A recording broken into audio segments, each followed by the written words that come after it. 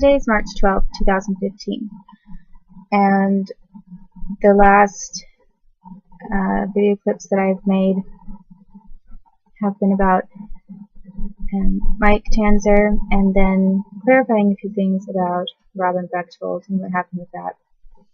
And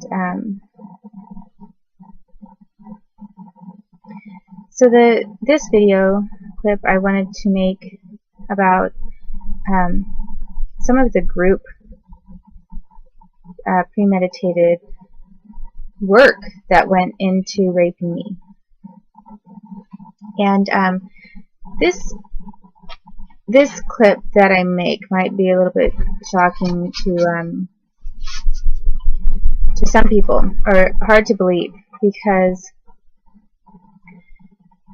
if you believe it, it is very clear that this was a well thought out plan that involved a large number of individuals who are connected to the government, and that I was being deliberately positioned to be raped. And so one of the things that happened I described what happened when Robin raped me the first time, and then how after he raped me he said that was awesome. And then after he raped me the second time, a decade later, he said, his comment was, that was awkward. And then he said to me, do you know any knock-knock jokes? And his comment about any knock-knock jokes was really out there. It's kind of like anybody who heard that may have just wondered what in the world is he talking about. And what I know that was in reference to is the fact that I had worked for a short time for Blackwater, which is a sniper group. And I worked for the U.S. military directly with them, and I also worked for a contract group, which was different, which is a whole different thing from working directly with the U.S. military. And I was a kid, I was a girl at the time, and so this was part of some of the government's secret projects that they have going on that nobody finds out about, and not many people do. And I think that it was called Z at the time that I worked for them, but I remember there was also reference to Blackwater. And I don't know that that was the official name at the time, but it was referred to that way. So there was Z, which is spelled XE, and then there was Blackwater was the name for the same thing. And I had helped. They had asked me to develop a code for how to contact them when they were calling someone up for a sniping job. And I developed a 5-6 step kind of series of individuals to call before to ensure that it was like you had to go through a lot of security, quote-unquote, gates. And what I called it was, since it was like going through different doors, I called it, it was sort of a knock-knock, who's there kind of code system. And that's how I referred to it, was knock-knock, who's there. And so for Robin to have raped me, and actually what happened with that group is that I did work with them. And then towards the end of my work with them, I saw one of them get paid. I witnessed a large number of individuals who worked for kind of big-scale companies or corporations getting paid, not so much under the table, like right in front of me. And I'm sure there was a lot of under-the-table payments. There were a lot of those going on, and I don't know about those. But for some reason, some of these people didn't care if I even saw some of the money that was being exchanged over me. I'm not sure if that's because they thought I would be dead, or I really don't know why they did it in front of me. But I was getting tortured a lot, and a lot of times I would forget things because of it. So I think it's also possible that they just thought I'd forget, or they thought that yeah, if we let her see this many, let her watch money being exchanged this many times and we rape her this many times, it's going to sound so incredible. No one's ever going to believe we did all of these horrible things to her. You know, I'm not sure if that's part of it, that they wanted to turn into a really grand scale. So that sounded really unbelievable. Or maybe to have a few money deals done in front of me to obscure the one money deal that was a really big deal. You know, try to have something really big blend in with all the other ones. You know, so I'm really not sure. But they did have that happen with Z. I knew Eric Prince and met him directly and in his office, and then after I talked to him, I was outside of an office and I got raped by a bunch of Blackwater people. They beat me up and raped me. And I don't really remember what form of rape, but I remember that I knew it was rape. I was old enough to know that.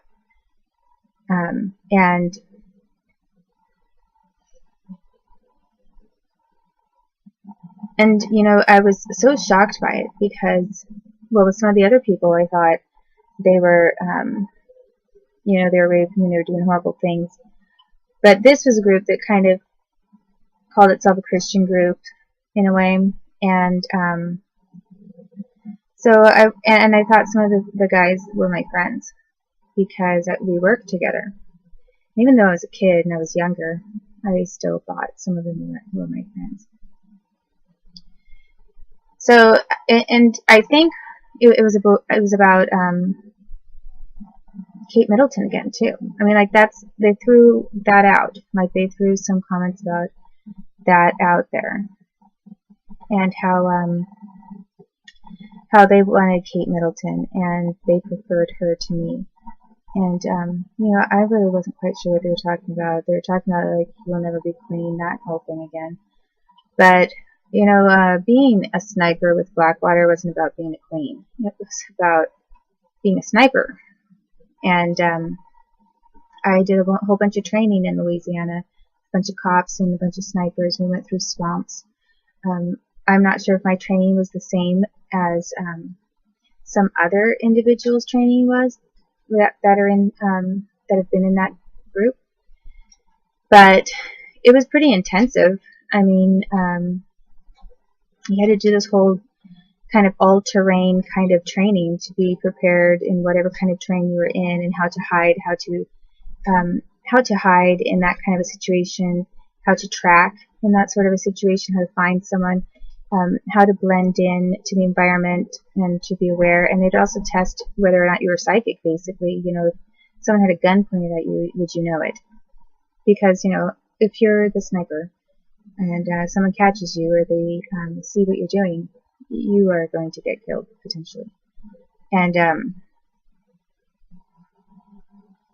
so there was a lot of training. You know, one of the things was we had to go through this very, well, it was, to me, it was a deep swamp. It was up to my thighs, as a kid, up to my waist, maybe. And, you know, past where how far my boots reached. And I had, like, blisters on my feet and everything from the swamp kind of conditions. And it was really hard work.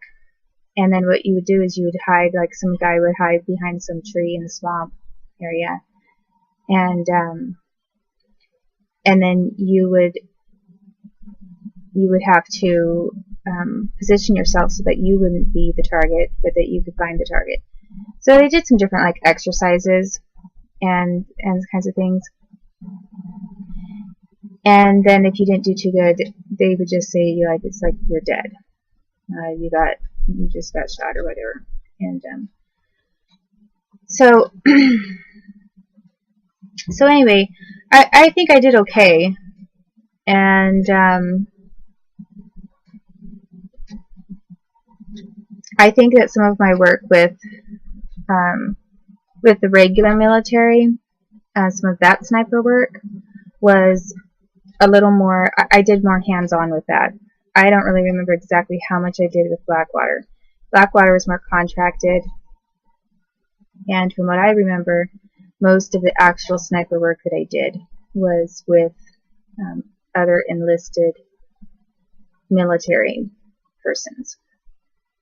So anyway, this is something that Robin was referring to, and I remember at the time when I was a kid, his family had gotten mad or accused me of killing some people through Blackwater. They were mad about it and something like that, and they just always came up with an excuse to harm me, and that's really what it came down to. It really didn't matter what I did. I could do nothing right.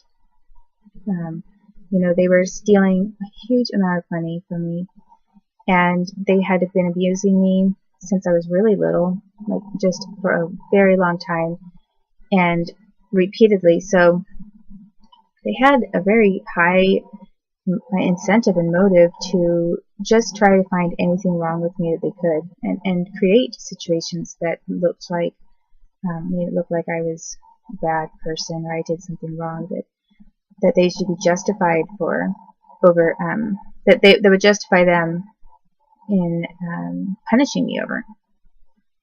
So anyway, so this is something that Robin said, but here's the rest of it, because at a certain point a large government group got involved. Okay, so here I was a kid, and there was this group of, let's say, 8 families that were in the Sherwood, Wilsonville, Oregon area. And as I've said before, I was getting trafficked between Moses Lake, Washington and the Coquille, Coos Bay area, and then from there I was also getting sent over to the Sherwood, Wilsonville area, and also sometimes to Salem, and sometimes to Portland, Oregon. So there were several different kind of locations in Oregon that I was trafficked to when I was really little for sexual use, and to be and I was getting programmed, and I've explained what that is to some extent. Getting programmed, and they were experimenting. They were just experimenting on me. They'd throw me over to one place that someone tried out their programming abilities, and throw me over to another place that someone tried out their programming abilities. It was really horrible. And all the time they were torturing me with this electrocution head brace and box, which should be completely outed and considered to be well, it is torture.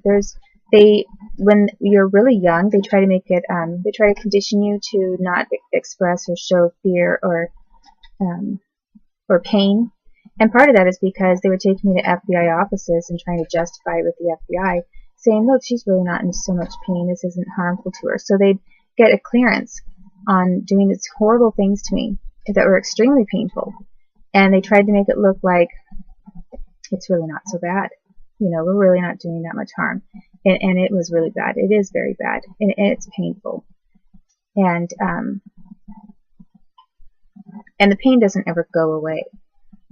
It's just that they would force you to express no emotion or pain, or else they would torture you even worse and maybe starve you and chain you up for a couple of weeks, literally, to a bed or something like that. So,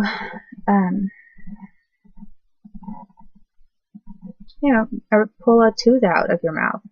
They had all kinds of horrible things that they would do to say, you better start learning how to act and pretend like you're not in any pain. And I know my parents know how to do that because, and for some reason they conceal a lot. And it must be because they have possibly suffered even more than I have out of sight. And so anyway, at one point, these different places I was trafficked to, well, they decided that they were going to collectively organize a rape situation, where they were all going to set me up as to the time and the triggers that they were going to use so that they could all facilitate raping me. And the person who chose to rape me was Robin Bechtold. So I was going to explain all of that in this last clip, and instead I ended up talking about sniper stuff. But Seems like there's always something I have to explain first, and I will do that.